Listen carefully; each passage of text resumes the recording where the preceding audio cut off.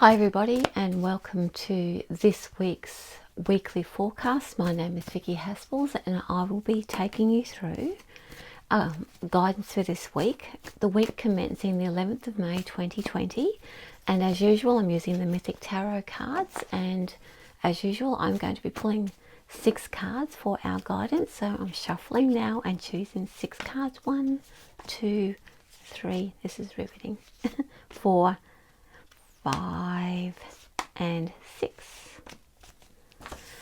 So we're going to start with where we are at ourselves within ourselves, and the first card that's come up is the King of Pentacles. So you and me, we are sitting in this energy where we are in charge. We have the power to make our own way. He is very much the boss.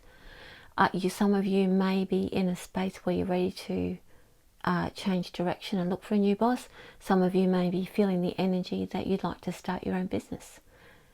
If none of those things apply to you today, this is all about you being in charge of your own fate and how you proceed.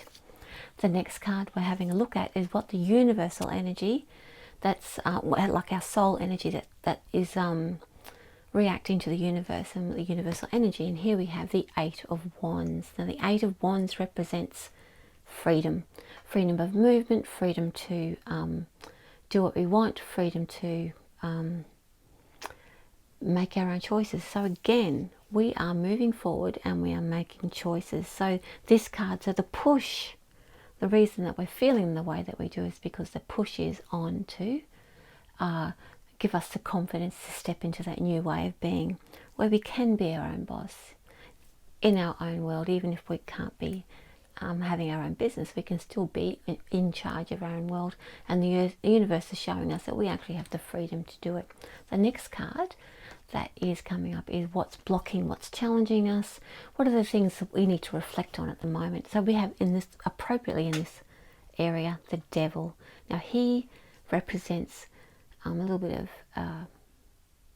maybe guilt and shame, but more so that sense that we're not good enough. In this instance here, that's that reluctance to put ourselves out in front, or to say, you know what, I actually can do this.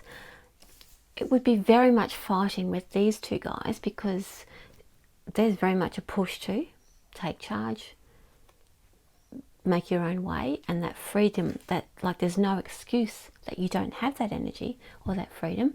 But this is just coming in challenging a few of your old belief systems that say that either you don't deserve it, or you start to make excuses about why you can't be in charge of the next phase of your life or the next pathway.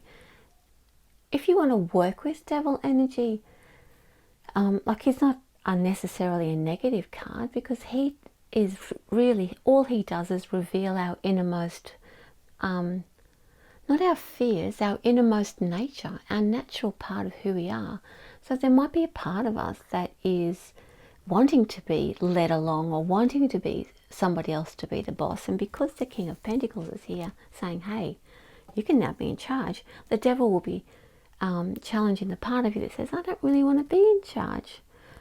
Do you? So he gives you the opportunity to make a decision about whether you do want to step into that energy, or whether you want to be that follower, and either is relevant.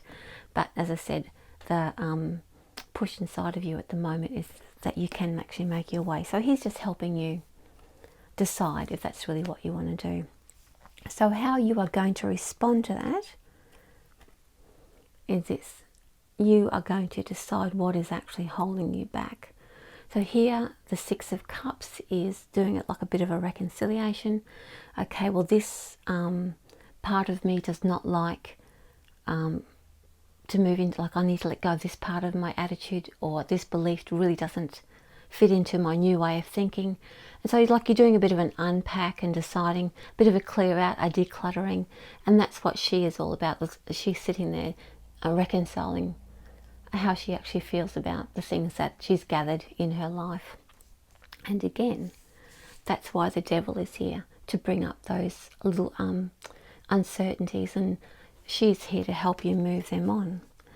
what will actually happen once you embrace this energy, if you're choosing to embrace, where you take charge of your life and work with the freedom of the Eight of Wands, what will happen is you actually get like something physical in the it might be extra money, or it could be extra work coming your way. It is some sort of physical reward or some sort of physical return on the energy that you put into your project or the next part. So that's what's going to, if you embrace that energy, you are going to get a success from it. And this is the type of success that makes you want to keep exploring it.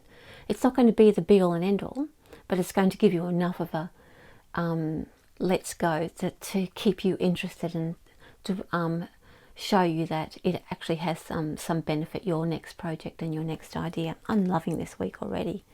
Okay, here we go with the spiritual meaning behind this week.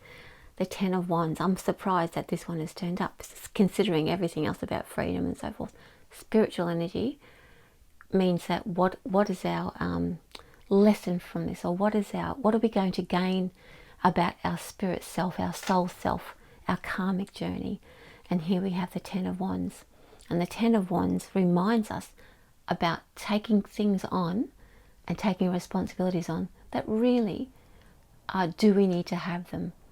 So if sometimes, especially if you're empathic, sensitive, psychic, if you work in that field or are of service and love helping people, we have that ability to see beyond what's actually happening. And so therefore we know certain things, and we know that, well, if such and such just does this, this, I know that things are going to work out for them.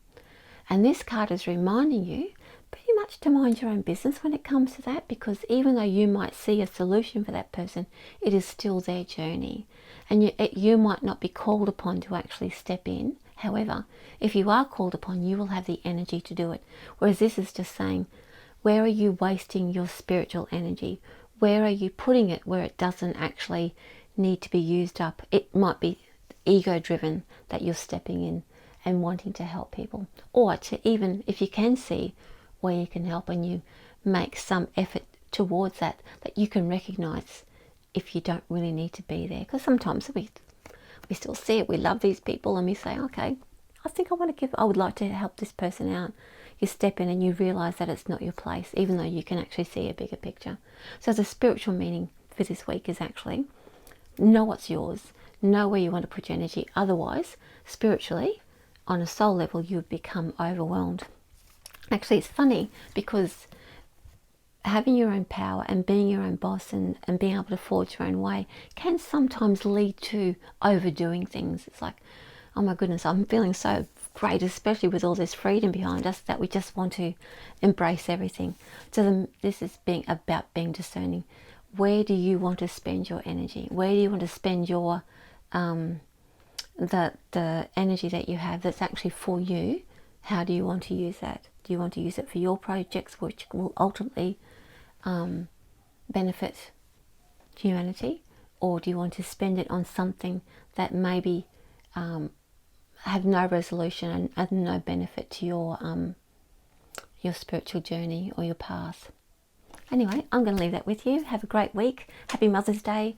And because today I'm recording for today's Sunday, so just a reminder that this is for the week commencing, as I said, the 11th of May. I will talk to you again next week. Subscribe to my channel, please. And with love. Bye.